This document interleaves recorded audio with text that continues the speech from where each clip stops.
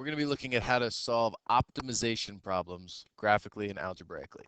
So first of all, optimization problems, when you hear optimization, what you should be thinking is max or min. All of these optimization problems are word problems, and they're tricky because you're going to have to set up, you have to interpret what's going on and create sort of a strategy of a plan. But they're word problems where you are trying to make something as big or small as possible. And when we think about like maximizing something, when a function is maximized or minimized,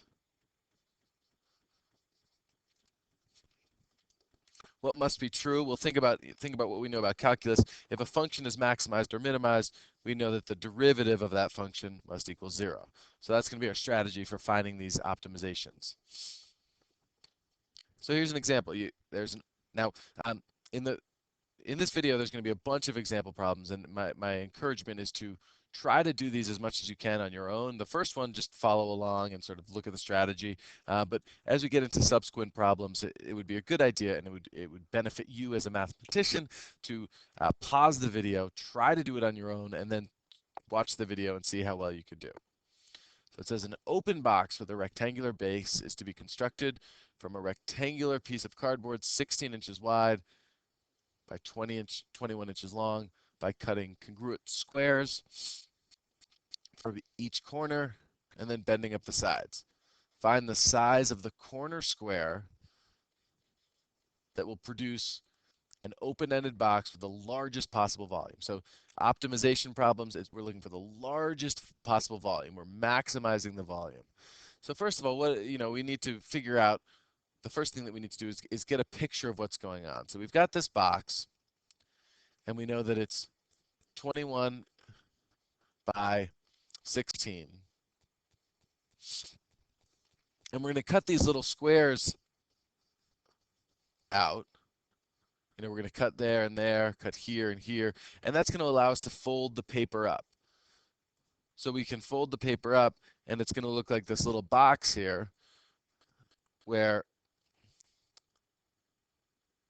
this length x is the same as this length, this length, this length. So, imagine taking this shape. We've cut out those square regions, and now these become flaps which get folded up, and this base stays the same. Well, okay, so the first thing that we need to do is think about our dimensions. So, if this is x, and this whole thing was 16, this length is going to be 16 minus 2x. Similarly, if this was 21, now we're going to get 21 minus 2x is this length. Okay, good. Then before we proceed, we need to think about what is our domain restrictions. So let's think about, like just intuitively, as we start cutting, if we cut further or cut even further, what's the farthest that we can cut? Well, we can't, eventually we're going to start cutting into the other section, and that's going to happen at the halfway point. So our domain, just in terms of needing to have paper to cut, is that x must be less than or equal to, well, really less than 8. Because as long as x is less than 8, I'm going to have some little section in there. If x is greater than 8, then we will have cut past itself and have no paper left to create volume. Okay, so what have I done right now? I've drawn a diagram. I've interpreted the problem. I've looked at the domain. Now what I need to do is get an equation to optimize. So I'm trying to optimize the volume. I want the volume to be a maximum. So to do that,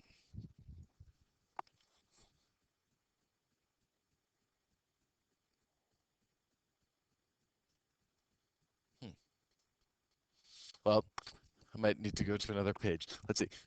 The volume is going to be 21 minus 2x times 16 minus 2x times x. So it's my length times width times height. So I'm going to do this on the next page. I've got my volume.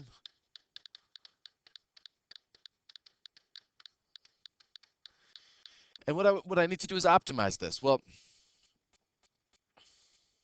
let's do this first by hand and then with the calculator. So to do this by hand. Okay, so this is its volume, and we want to know when it's maximized. So to know when it's maximized, we're going to need to take its derivative. However, before taking its derivative, let's just expand this. So this is a polynomial expansion. You know how to do this. So I'm just going to jump right ahead to what this expands to. We get 4x cubed minus 74x squared plus 336x. So in order to get that, just distribute this using FOIL and then multiply by x. So then we want to find the max. We need to see when does my derivative equal 0. So to find the derivative, we now know how to find derivatives of these polynomial functions, no problem. So we get 12x squared minus 148x plus 336. And we want to know when does the derivative equal 0. Well, we could either use the quadratic formula or the quadratic formula program. But to set this equal to 0, we get that occurs when x equals 3 or 9.3. Well, which one is it? We know that, kind of going back, we know that my domain restriction is that x must be less than 8 so that we don't cut away all the paper. So we can get rid of this solution. And then we need to just check, is this that's what makes my derivative equal 0, but we need to make sure, is this a maximum or a minimum?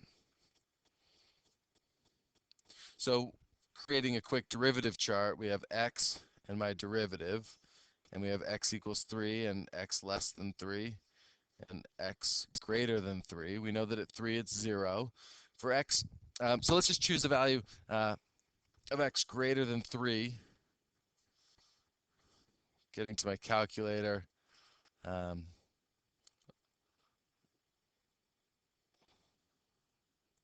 So I already have the derivative in here, and the derivative's already in there, so then I can just go second table and look at values of x less than 3, positive, greater than 3, negative.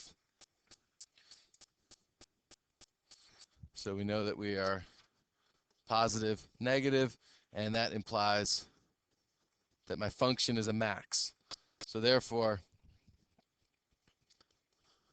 my function is maxed at x equals 3. And now let's go back and make sure that we're answering the question. What question are we actually answering? We wanted to know, find the size of the corner square that will have the largest possible volume. So the corner square, well, we found our x value. Our x value is 3. So our corner square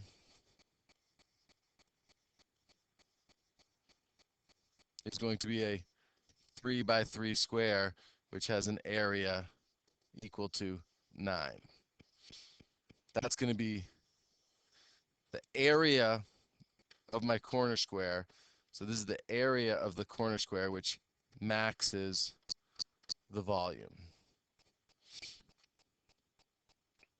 Okay, now this is doing it kind of mostly, almost entirely algebraically. We took the volume equation, we found its derivative, we set the derivative equal to 0, we got rid of a domain that didn't exist, we used our domain restriction, and then we made a derivative chart to check, in fact, if this was a max or a min. Because it went positive, 0, negative, we determined that it was a max, and then we went to answer what question, we answered the question that was being asked. Okay, well, this is using calculus. We could have done this without using calculus, and so it's important to know, if you're doing a calculator, if you're able to use your calculator, you could just say, all right, I want to know when my volume is a maximum.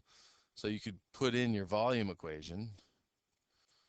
So 21 minus x should be 2x.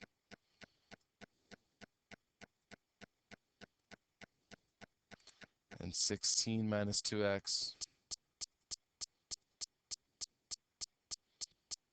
times x.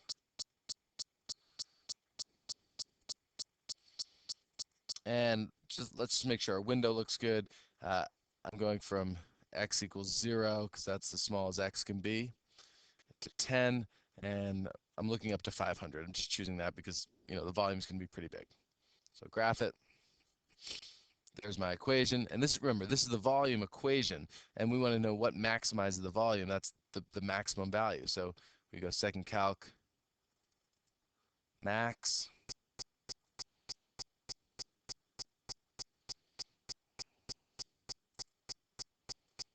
and without doing any calculus, we can get to the same answer. So our maximum, that's the maximum volume, but it occurs when x equals 3. So that confirms our area, or our answer, that our area would be a 3 by 3 square with area 9. Okay, so to summarize this, all optimization problems really are following the same bunch of steps. So step 1, and this is really the most important step, even though it seems pretty mundane, which is to read and understand the problem. So take the time to really understand what you're doing, know what you're trying to answer, identify what's given to you. Then, in almost all of these problems, a diagram will be hugely helpful for you to sketch and to see what's going on. And oftentimes you're going to have to create new variables for unknown quantities. Next, decide what you're trying to optimize and express this quantity as a function. When you express it as a function, you can either use your calculator or you can use calculus. And if you use calculus, you're going to look for when your function, or the derivative function, equals 0.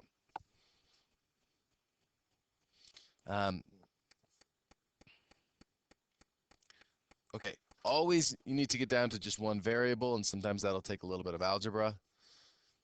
And then before you proceed, get the domain of f so that you don't have any extraneous solutions. And the domain is going to have to do with, contextual in terms of the problem. Then find the global extreme. And the global extreme will be by examining the critical points, what makes the derivative equal 0, and then the endpoints. And lastly, once you get some kind of answer from the calculus, you need to convert this result back into in terms of the context of the problem. So go down, look at the question that's being asked, and make sure that you're answering that specific question. Okay, I'm gonna stop this video here, and then have an additional video that I strongly encourage you, you should watch. That's just a bunch of examples, and it's worth your time. But I'm going to stop this video here. Please be sure to watch the next video where we go through just a number of examples.